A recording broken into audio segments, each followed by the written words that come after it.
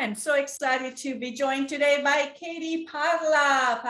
Katie, ciao. Thank you for your hospitality in your beautiful apartment. If you might share the location. Welcome back to Rome. Thank you. It's been a busy summer for both of us, right? You also have been traveling quite a bit. Can you disclose some of your scouting where you've been? Yeah, I just got back from Sardinia, where I was scouting for a 3-day tour. I know it sounds like a crazy short amount of time to be in Sardinia, but it is what it is. And we're excited. I'm taking a couple. We're starting in Cagliari. We're going to explore the Saccidano zone easily for some awesome copper pots. And a chef friend of mine who makes wonderful food is going to teach us all these cool pastas. Then we'll head up north to the Barbaggia. Yes. L'isola dentro l'isola. L'isola dentro l'isola. So, Katie, I've been, it's so nice to finally connect in person. And I feel that we could have this conversation in Italian, but then we want to make sure that everyone gets to hear everything that is brewing in your pot and everything. But I'm just curious to kind of go back, find out a little bit, those kind of a chit chat between friends in the living room. So we know that you are from New Jersey. You fell in love with Italy almost at a very young age. And so was after your studies, was Rome where you decided to settle? Did you move around and then eventually you fell in love with the Eternal City? I've been obsessed with Rome since my first trip. I think this is relatable for you, right? Yes. It's a good place. Probably the viewers and listeners are into it as well. It's like New York. Either you love it, it's really under your skin, or it's like you find it chaotic, but it's still, it's like a magnet. It's like keeps on that track. So, okay, so I have this theory and I want your opinion on this. Okay. For me, Rome is Philadelphia. Okay. I don't know Philadelphia that well I recommend it. It's like, it's gritty. It's got great food. And we're not in Milan, right? So you can even like go out, like dress down a little bit. Yeah. Not quite dressed up in like a full tuta to go out to dinner like you can in Philly. Shout out to the Eagles. But it's got all these layers to it. And obviously I was attracted at first by like the postcard beauty. But the second I got here, like I was on a school trip, we stayed in like a terrible neighborhood. The food was like microwave gnocchi. It was so different than what I expected. So I was like, I have to figure everything out. I've got to move to this place, crack the code. And I'm still working on it, but it's been 20 years now. And Rome has been my base ever since, although I spend a lot of time traveling. And I've done longer stints in Palermo and Napoli for various work projects, but this is my place. So how did you go about kind of conquering the city, starting with the language? Because, as I said, we were chit-chatting right before getting online and it was all in Italian. I feel that you're more Roman than I am at this point. It's the accent. I'm like, I really go in there. If you didn't know me, you might think that I was like an octogenarian taxi driver or something. But so I mean, language was really hard for me. I plateaued. I took intro like 5 times. I took intermediate like 5 times. Great at memorizing conjugations, but I really lacked the comprehension ability. So when I moved here 20 years ago, I was like, I'm putting the books down and I'm gonna just talk to people. Moved in with 3 women from Abruzzo who were students. They spoke, kind of like a dialect rich Italian to me. So I know a little bit of like the Marsica language from Abruzzo, very niche. This is terrible advice. I'm so sorry. But I always tell people, like, if you want to learn a language, like find a really dumb person to date. Someone with a super limited vocabulary, like a child, like just doesn't have a lot of syllables in the arsenal. And that was actually my sort of gateway into Italian. Then like I found out eventually Fabrizio was stupid, but I learned a lot of languages. Yeah, 100%. And so so like learning, it was really baby steps. It was just like constantly making mistakes. Having no fear about it as well, which made a huge difference. Yeah, and I'd also say, from a language perspective, obviously I still make mistakes in English, but I get my point across, and I think I'm fairly, nonchalant about it. I mean, you're beyond fluent, so. And and my husband speaks very good Italian. But the one thing that he was complaining when we were traveling, that he would say something in Italian, then people answer in English to him. And so I told him, just tell them you're Turkish or whatever, you don't speak English. So at that point, I don't think you're going to find that many people that are fluent in Turkish to respond to you. So at that point, they will.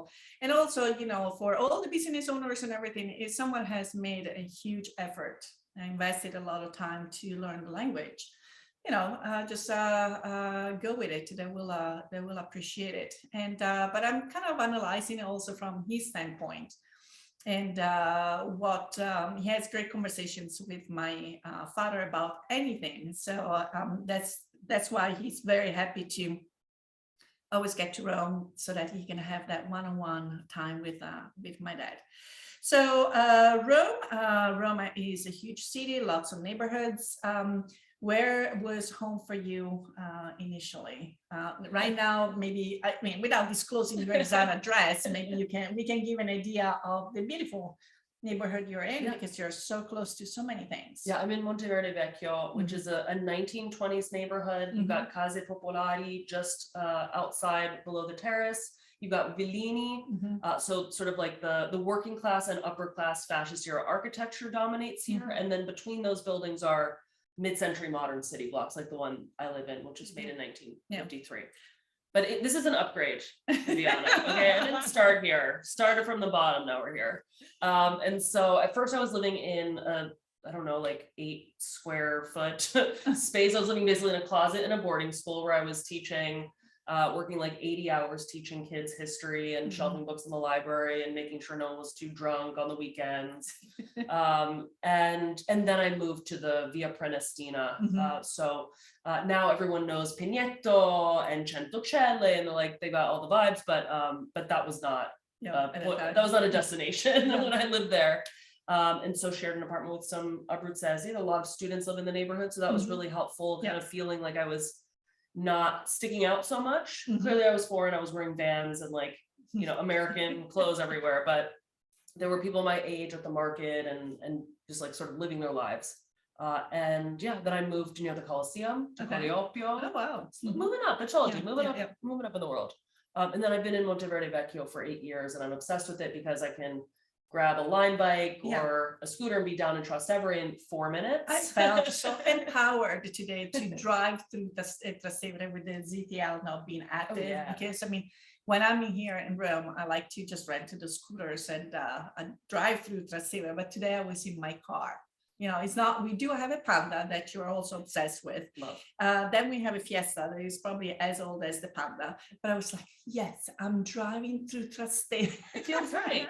It feels good. So only a Roman can really appreciate that luxury. So obviously your work schedule, everything that you do keeps you so busy that sometimes I wonder how many lives, whether your clock does have 36, 48 hours, so it's still 24. Yeah, still 24. But zero of them are sleeping hours. Okay, zero sleeping. That's the trick. Okay. So if we can share, what would be kind of your typical, I don't want to say a routine, because I'm sure it depends on the projects and what you're working on. But I would say in general, I do private tours. So they're neighborhood immersions. So like tomorrow I'm taking a couple through the Prati and Trionfale districts, where we're going to really dive into the market culture and visit bakeries and some wine bars. I usually have like 30 minutes in the afternoon as a break before the second tour, which is Trastevere and Centro Storico. We won't be driving though. We'll wave to you, we see it. And then in the evenings, I spend time researching. I write a lot of articles. I'm working on a book for a restaurant in Los Angeles called Angelini Osteria. So like, tonight I have a call with them at 2 a.m. Oh yes, I'll be bringing you your espresso. I'll be knocking at your door. So yeah, it's a lot of like working during the day. I love tours. It's my favorite thing, and I'm an anxious writer. Don't love it. Think I'm bad at it, but that's what I do in the evenings. Yeah, because I mean, you have to have a great time management, and you know, for instance, even research, even if it can be intensive, it is, I don't want to say therapeutic, but you are a learner, so you know, so you like to share as well, so it's kind of you're taking in all this information with the purpose of then sharing with the rest of us who are very appreciative. I mean, yeah, I'm like, as you can see, it's off camera, but there are like 1,000 books in on the other side of the computer. So I'm like constantly learning. I do treat myself to a lot of book purchases. The pile of books under the computer are some of my favorites, and I love being able to digest a lot of information and then just like distill it. I'm from New Jersey. I'm like a regular person in the grand scheme of things, but I have good Italian historical and cultural knowledge. So like taking a really big topic and boiling it down into a more manageable portion for people that then can go and learn more themselves is what I love doing. And also what that's also what it results in Gola, when you and Dr. Colligori take on a topic from frizzantissima to other things, and then kind of share it, and then whoever wants to go and learn more can definitely do that. So, you know, there is the Italian proverb, if Maometto non va alla montagna, la montagna viene da Maometto. If Maomet doesn't go to the mountain comes to Maomet. I'm the mountain, I came to you, but you will be coming to the US very soon. And the purpose is a very special one, because it is a book tour, a book that we have talked a little bit a few months ago. But it is your pride and joy, right? Yes. It is a labor-intensive process, because it is not something that you just do on a table. This was in the making for about 10 years. Is that correct? Yeah, and I talked to you when I was at the printer, actually. Yes. I think I just signed like 3,000 pages. And it's such a labor-intensive process. Oh, by the way, it's good at the Italian islands. Sorry, Katie Parla. Sorry.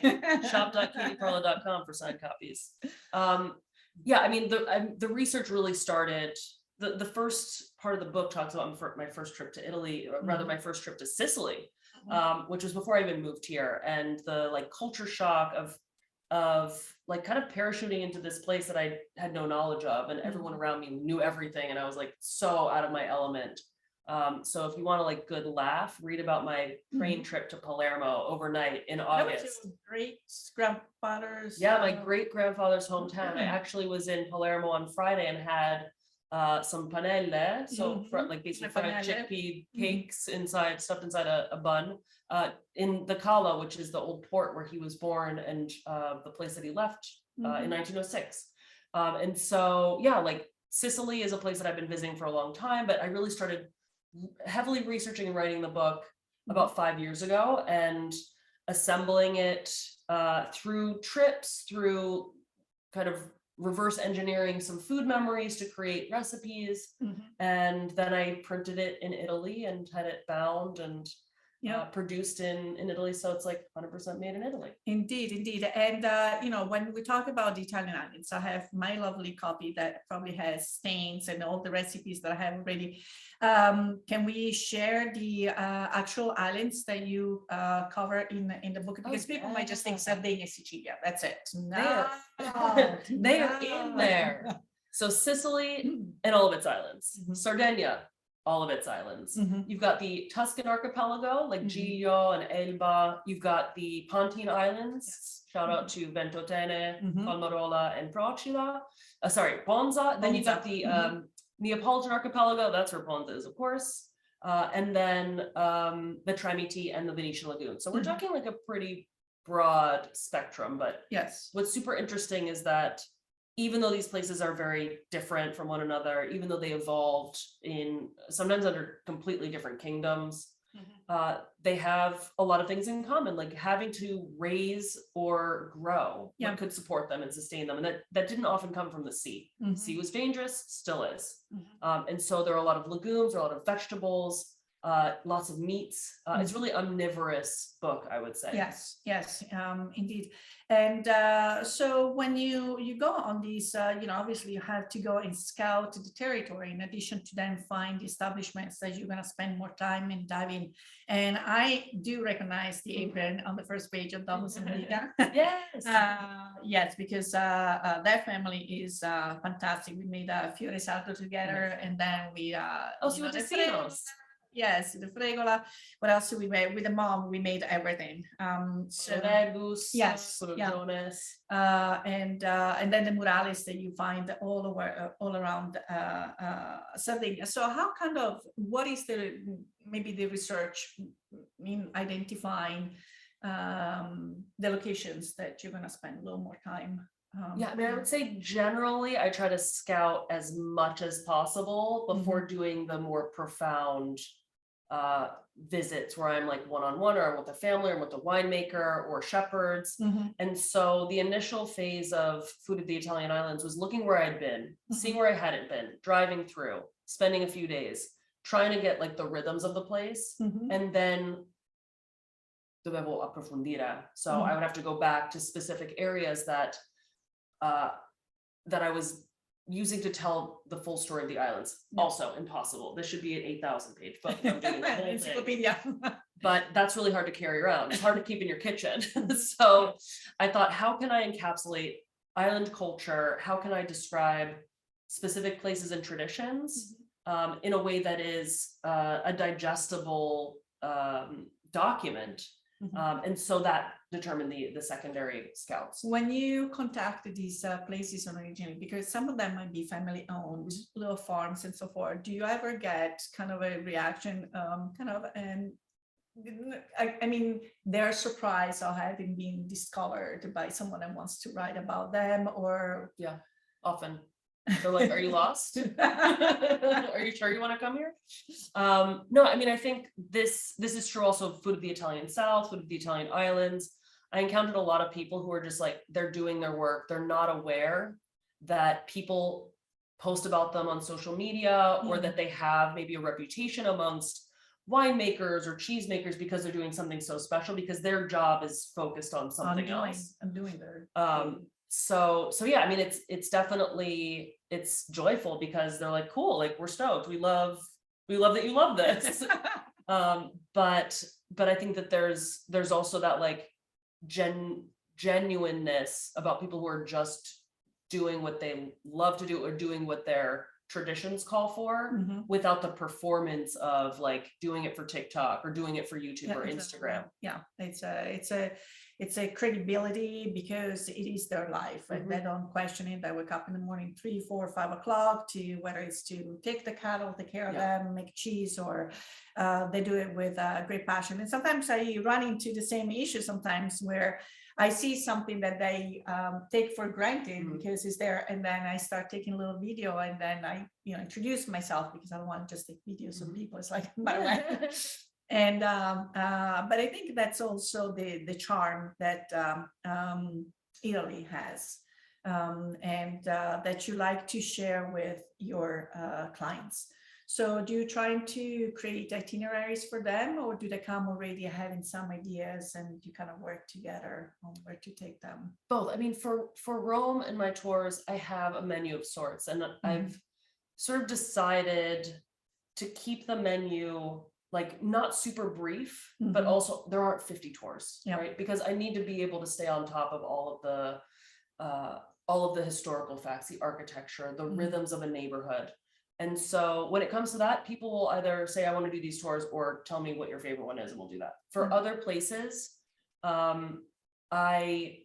it's very busy now. So certainly I was doing more of these consulting calls when it wasn't like the most supreme high season we've ever encountered in Italy, but I'll have a 30-minute conversation with someone and they'll tell me what their objectives are. Maybe they've decided where they want to go. Maybe they haven't, but by the end of the conversation, we've kind of chosen a location, a sub-region, and then I'll send them a document with all my tips and tricks. I'm not booking hotels or airfare or anything, but I'm just saying, like, you want to have a fantastic 5-day rural trip, like go to Irpinia, go to Di Pietro, hang out at La Pignata, drink wine at Cantina Giardino, sleep at Reggio Tratturo. This is all free info, by the way. It's also on my website. The website I've been using because, like, I've been living out in the US for so many years that when I'm in Rome, the best restaurant is my dad's house, right? Of course, according to him, not according to all of us. No, but it's funny because people say, where should I stay? And I say, well, go on katieparla.com. There's a post. And actually, to impress some friends, we found restaurants through your website. Oh, and cool. Thanks for the so, trust. no, absolutely. And some of them, like when they have the dishes of the bon gusto, and so. Oh, the souvenir plate is so clutch. I'm obsessed. Yeah, I have a collection that is not being hang anywhere. I call it my imaginary house whenever I'm gonna move back to Italy at some point, And the bon the bon ricordo, yes, Sick. that's it. Yeah. It's like you eat the menu that's offered and you get the plate. Yeah, It's and great. it's not a touristy menu. That's kind of the specialty of the house plus something else. And so there was one that we collected in Rome, one of your recommendation. Yes, I think so. And the other one I was in Friuli, in Gorizia. So it's funny because there is this cute little lady, but then they put a mustache on her. You gotta kind of look I at. love it.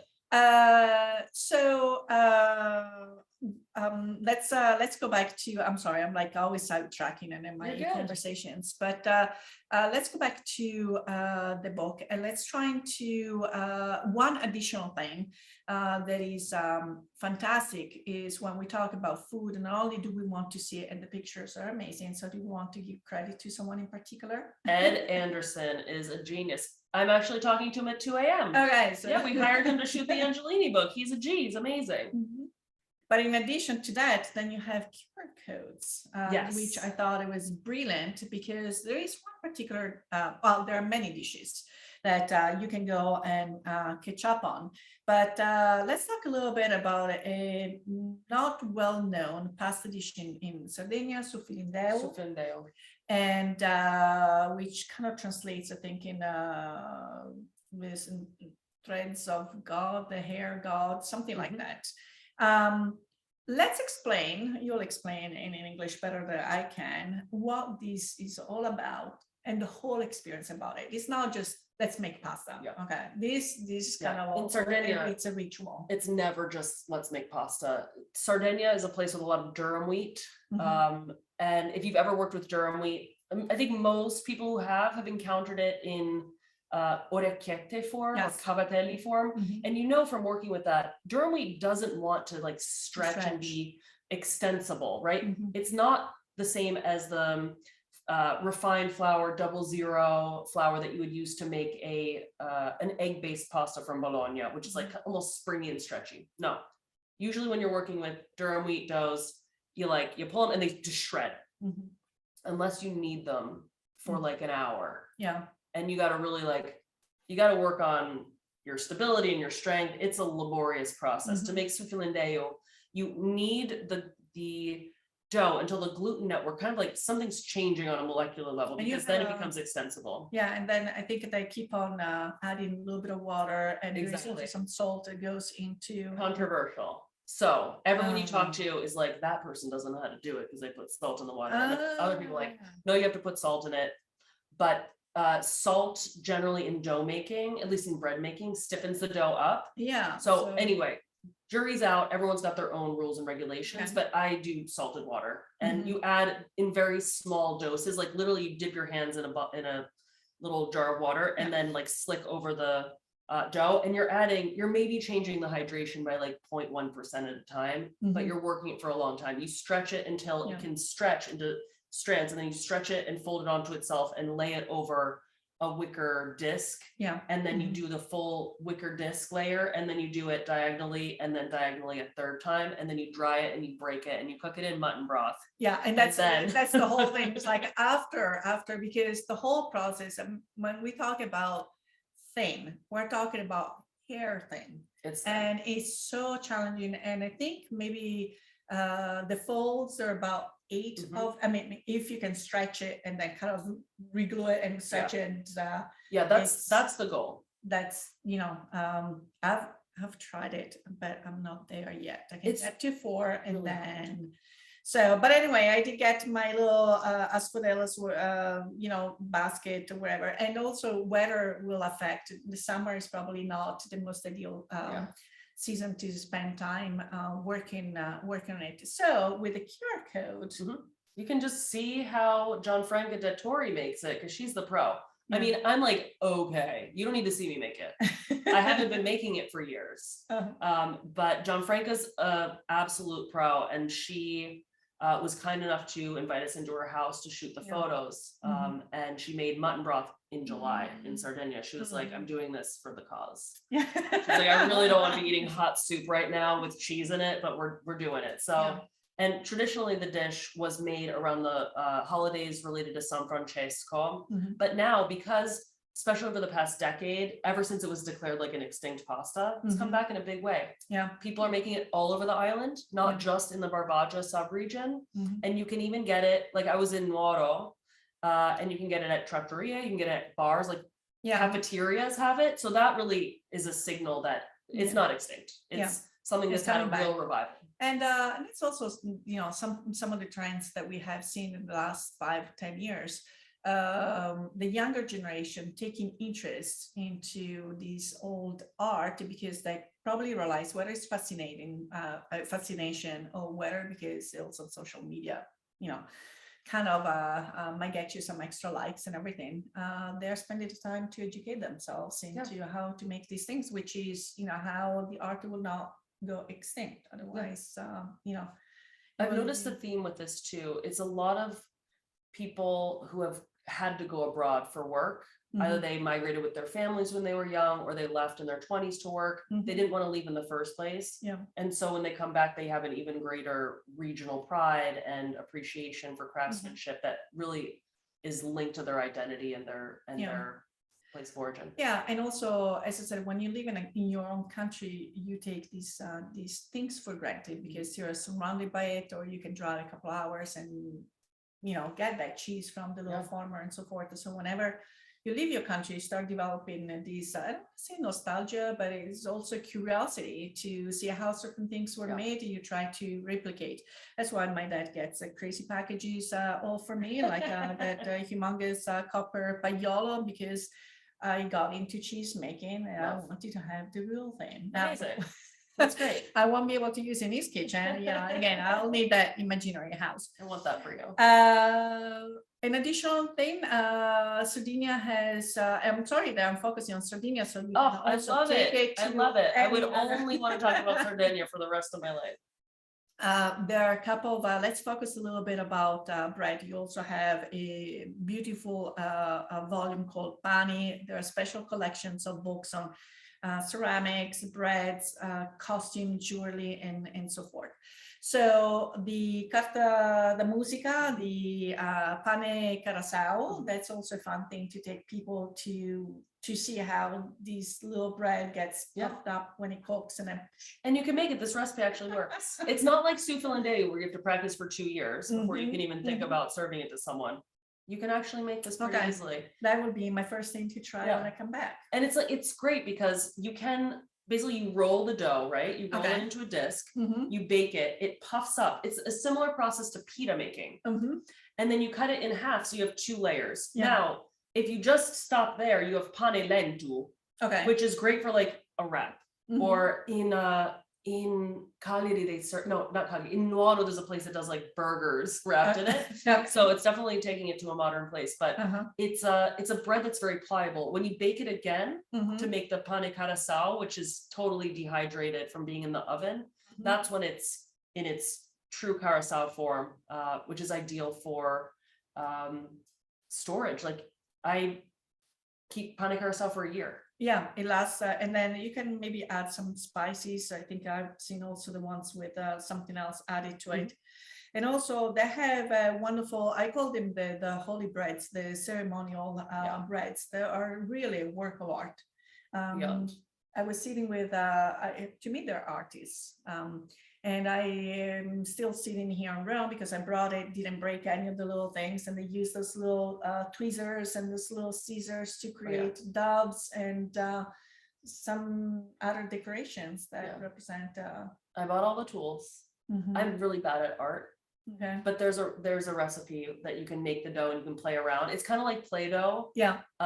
Mine, like I made a fish and a wreath and a bird just as practice. It looks like my 4-year-old nephew did it because those are my artistic skills. But with the recipe, you can, I mean, you could just freestyle. I also recommend getting that Pani book, which is a beautiful document of Sardinian baking traditions for inspo.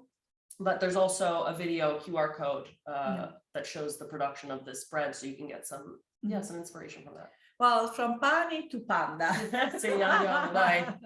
Okay, so you kind of came to love pandas, especially in Panteria, all the piece, right? Panteria, pan. Esatto. So when you go to a rental car company, that's the option that you have. Yes. And in Pantelleria, there's a place called Policardo. Okay. And they have a flotta di pandini. Like they have modern pandas, but like boring yawn.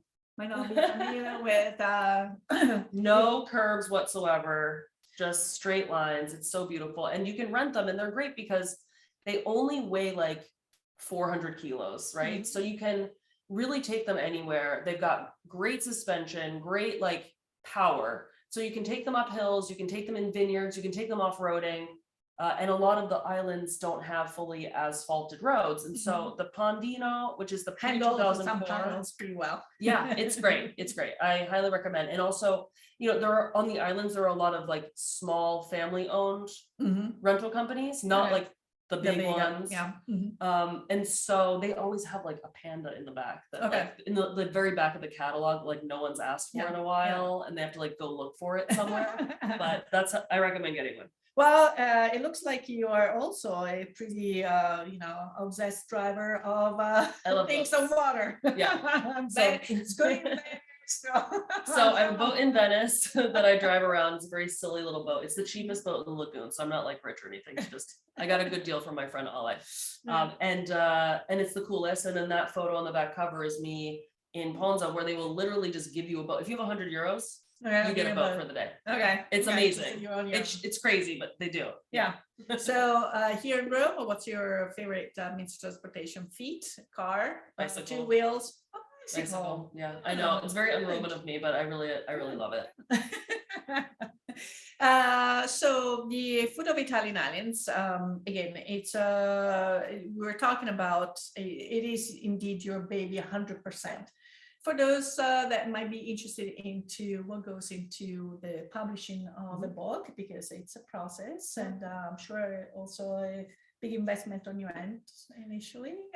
So I don't know if I may. Yeah, let's talk. So the last time we spoke, I was at the printer getting the book made, and I published this book by myself. So after 6 cookbooks with big publishers, I realized that I was actually losing money, because when you sign that contract, you're not just putting that money in your pocket, right? You gotta write the book, research the book before that even, pay the photographer and food stylist. And if you have a studio shoot, like forget about it, that's another 25K out the window.